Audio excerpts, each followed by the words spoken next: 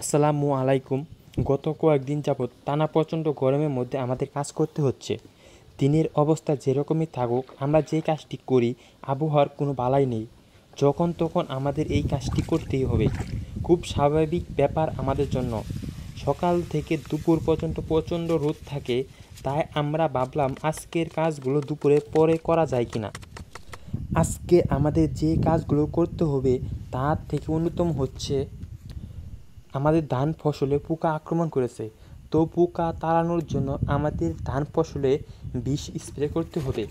আমাদের যে বিষ স্প্রে করা মেশিনটি আছে তা নষ্ট হয়ে গেছে, তাই আমি তা ঠিক করার চেষ্টা করতেছি।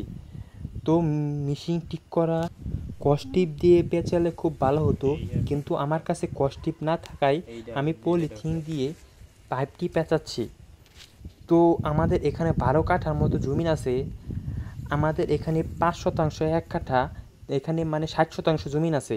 আপনাদের ওখানে কত শতাংশ, কত কাঠা বা কত বিঘা, কমেন্টে অবশ্যই বলে যাবেন।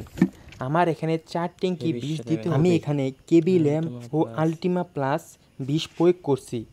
এতে ধানের মানজাপ কাটা, পরসা ও বাদামি কাজ করে থাকে। এই প্যাকেটের ভিতরে পাউডার বিষ থাকে, এটা আমাদের পানি দিয়ে মেশাতে হবে। তো আমি 4 ট্যাঙ্কি বিষ দেবো, তাই 4 বোতল পানি দিতে হবে। এখন বিষ পানিতে ভালোভাবে মেশাতে হবে। বিষ মেশানো হয়ে গেলে 1 বোতল বিষ ট্যাঙ্কিতে দিয়ে ধান খেতে স্প্রে করতে হবে। আমি 4 বছর ধরে এই বিষ প্রয়োগ করছি, এতে আমি ভালো ফলাফল পাচ্ছি। আপনারাও প্রয়োগ করতে পারেন।